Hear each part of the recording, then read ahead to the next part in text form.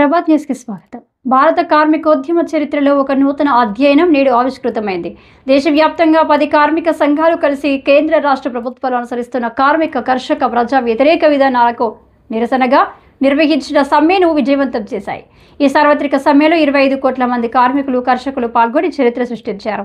ఈ 10 కార్మిక సంఘాలకు చెందిన వందనాలు అనుబంధ సంఘాలు పల్లె నుంచి ఢిల్లీ దాకా ఎక్కడ చూసినా ఎర్ర జెండా, వివిధ కార్మిక జెండాలతో రెపరెపలతో దేశం దద్దరిల్లింది. కార్మిక హక్కులకు మద్దతుగా రైతాంగం సమ్మెలో పాల్గొని సంఘీభావం తెలియజేసింది. ఎక్కడికక్కడ ప్రదర్శనలు, ఊరేగింపులు, గేటు మీటింగ్లు, కలెక్టర్ కార్యాలయం ముట్టడి లాంటి కార్యక్రమాలను నిర్వహించారు. 1991 నుంచి ఇప్పటి వరకు 21 సార్వత్రిక సమ్మెలు జరిగాయి. వాటన్నింటికంటే ఈ సమ్మె చాలా పవిత్రమైనది, ప్రత్యేకమైనదిగా. గతంలో ప్రభుత్వ రంగ పరిరక్షణ కోసం దేశ సమగ్రత, ఆర్థిక, రాజకీయ, మతతత్వ అంశాలపై సమ్మెలు నిర్వహించారు. ఈ సార్వత్రిక సమ్మె ప్రత్యేకించి కార్మిక హక్కులకు సంబంధించినది కావడం విశేషం. 100 సంవత్సరాల క్రితమే సాధించుకున్న 8 గంటల పనిదినం, కార్మిక సంఘాలను ఏర్పరచుకునే హక్కు, ఉమ్మడి బేరసారాల ద్వారా యజమానితో సమస్యలను పరిష్కరించుకునే హక్కు, కనీస వేతనం, ఉద్యోగ భద్రత వంటి అంశాలపై కేంద్ర ప్రభుత్వం తెచ్చిన 4 దుష్ట కోడులను వ్యతిరేకంగా పెద్ద ఎత్తున కార్మిక వర్గం కథన రంగగా దుమికింది. ఈ కోడ్లు అమల్లోకి వస్తే పెన్షన్, ఈఎస్ఐ, పిఎఫ్ వంటి సదుపాయాలు అంతర్ధానం కానున్నాయని కార్మికులు, ఉద్యోగులు ఆందోళన చెందుతున్నారు. కార్మికులు సమిష్టిగా యాజమాన్యానికి మెమరాండం సమర్పించినా దానిని ఆర్గనైజర్డ్ క్రైమ్గా పరిగణించే భారతీయ న్యాయ సంహితను ఎంతమాత్రం సహించేది లేదని కార్మిక సంఘాలు తేల్చి చెప్పాయి. బెయిల్ కూడా దొరకని విధంగా కార్మిక నాయకులను జైలు పాలు చేసే నిరంకుశత్వానికి వ్యతిరేకంగా కోట్లాది మంది అసంఘటిత కార్మికులు ఈ సమ్మెలో దుమికారు. ఏ రక్షణ లేని అసంఘటిత కార్మికులకు రక్షణ, అండ కల్పించి వారికి బాధ్యత వహించాల్సిన ప్రభుత్వాలు అందుకు విరుద్ధంగా యజమానుల దాక్షిణ్యాలకు వదిలేయడాన్ని కార్మిక వర్గం దేశవ్యాప్తంగా ప్రతిఘటించింది. ట్రాన్స్పోర్టు, ఎల్ఐసి, బ్యాంకులు, అంగన్వాడీ, వివిధ రంగాల్లో పనిచేస్తున్న స్కీమ్ వర్కర్లు, పోస్టల్, టెలికాం, రైల్వే తదితర రంగాలకు చెందిన వారు ఈ సమ్మెలో పాల్గొన్నారు. పశ్చిమ బెంగాల్, ఢిల్లీ, బీహార్, కర్ణాటక, కేరళ, తమిళనాడు, ఉభయ తెలుగు రాష్ట్రాలలో ఈ సమ్మె ఎక్కువ ప్రభావం చూపింది. జాతీయ మీడియా, జాతీయ పత్రికలు ఉదయం నుంచే ఈ సమ్మెకు సంబంధించిన వార్తలను తమ డిజిటల్ ఎడిషన్లు తెలియజేస్తూ వచ్చారు.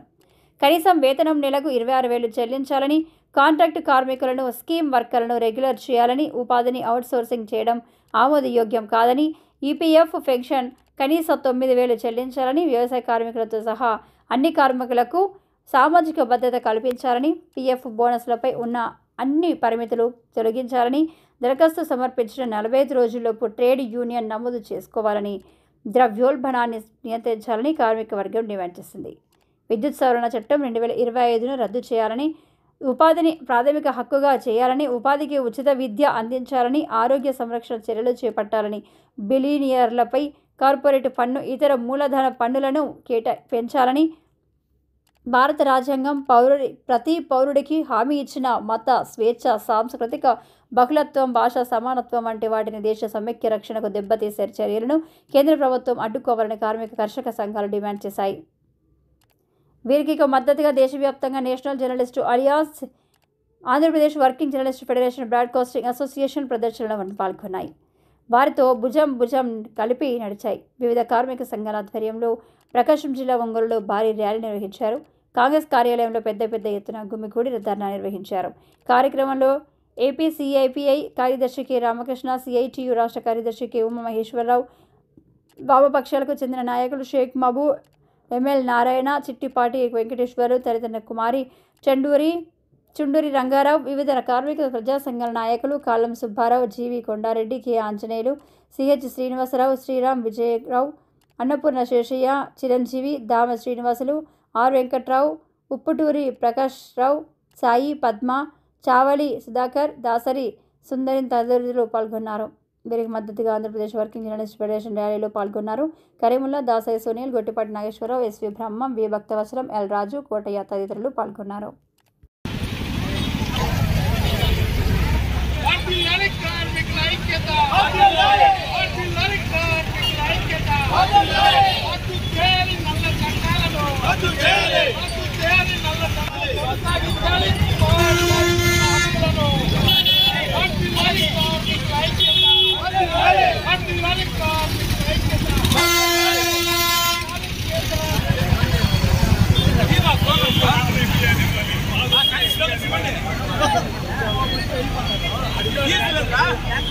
నల్ల చట్టాలను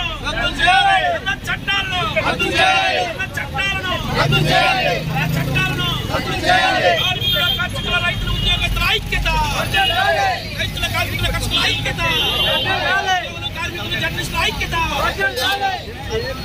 7 దిక్కుల సార్వత్రిక సమ్మెను 7 దిక్కుల సార్వత్రిక సమ్మెను 7 దిక్కుల సార్వత్రిక సమ్మెను దివాలా వేయించే పాత్రలో మోడీ ప్రభుత్వ విధానాలు ఉన్నాయి. ఇటువంటి విధానాలు బద్దలు కొట్టకుండా, ఈ విధానాలు అడ్డుకోకుండా ఈ దేశం అభివృద్ధి కాదు. ఈ దేశంలో ఉన్నటువంటి ప్రజల యొక్క ఆకలి బాధలు తీరు, రైతాంగం యొక్క కష్టాలు తీరు అని చెప్పి రైతాంగం కార్మికులు నిలదీస్తా ఉన్నారు. దేశవ్యాప్తంగా ఈ రోజు కోట్లాది మంది ఈ సమ్మెలో పాల్గొంటా ఉన్నారు. అయినా మోడీ ప్రభుత్వం నలుగురు నలిపోదురు కాక నాకేం సిట్ అన్నట్టుగానే ఈ రోజు లేబర్ కోర్సుని దుర్మార్గపూరితంగా దేశమంతా బలవంతంగా అమలు చేయించడానికి కోసం ప్రయత్నం చేస్తున్నారు.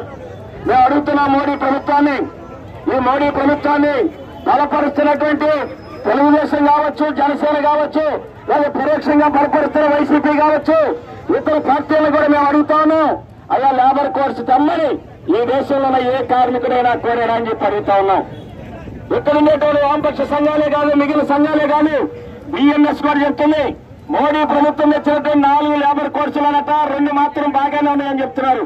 మళ్ళీ మిగిలిన 2 బాగాలేదు, ఈ నష్టం అని చెప్పి మీ వెనకాల మీ జెండా పట్టుకునే బిఎంఎస్ సంఘమే చెబుతుంది కదా. కాబట్టి మోడీ ప్రభుత్వానికి ఏమైనా సిగ్గు శరం ఉంటే ఈ లేబర్ కోర్సుని రద్దు చేయాలి. రద్దు చేసి కార్మిక వర్గంతో చర్చలు జరపాలి. చర్చలు జరిపి ఏ చట్టాల్లో ఏ మార్పులు కావాలో చెప్పాలి. కానీ ఈ రోజు మోడీ ప్రభుత్వం తీసుకొస్తున్నటువంటి లేబర్ కోర్సు వల్ల జరగబోతున్నది ఏంటి? కొత్తగా యూనియన్లు పెట్టుకోవడానికి అవకాశం ఉండదు. కార్మికులు తమ సమస్యల కోసం, డిమాండ్ల కోసం చెట్టచేరిగా చేసేటువంటి పోరాటం ఏదైతే ఉందో సమ్మె హక్కు, అటువంటి సమ్మె హక్కును నిరాకరిస్తారంటున్నారు. ఇప్పటిదాకా పీఎం కట్టినటువంటి యజమానులు కానీ, కాంట్రాక్టర్లు కానీ, తలారీలు ఉంటే వాళ్ళ మీద పెనాల్టీ వేసి వడ్డీతో సహా వసూలు చేసేవాళ్ళు, అవసరమైతే జైలుకు పంపించేవాళ్ళు.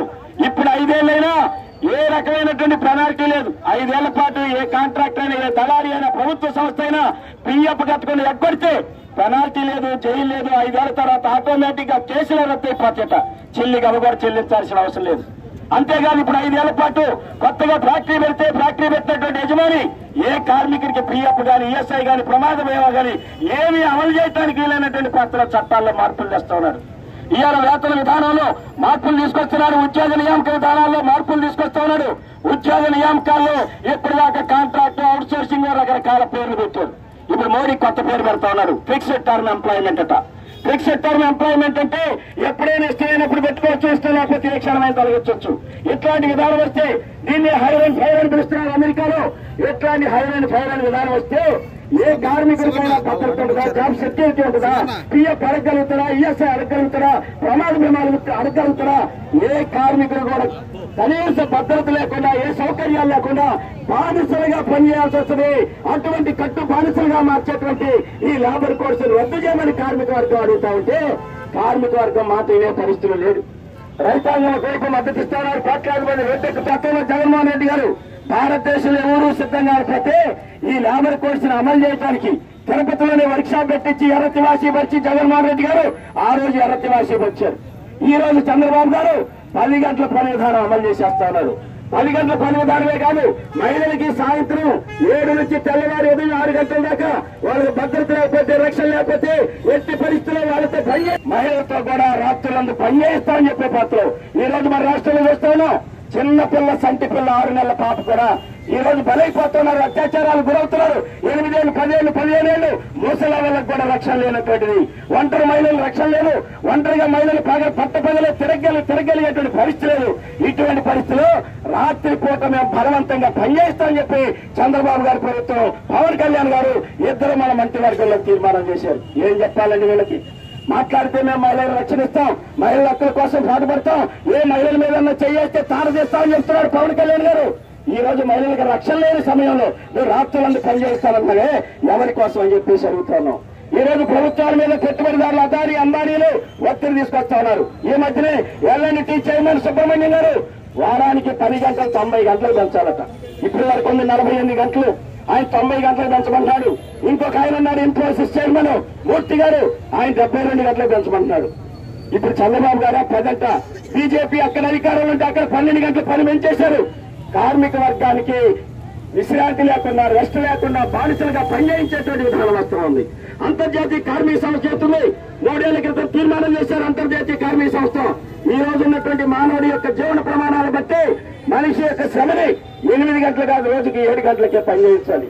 వారానికి 35 గంటలు సరిపోద్ది ఇప్పుడున్న మనిషి అని చెప్తా ఉంటే వీళ్ళు మాత్రం 10 గంటలు పొడిగించి కార్మికుల్ని నెత్త నిలువుగా ముంచేటువంటి పని చేస్తా ఉన్నారు.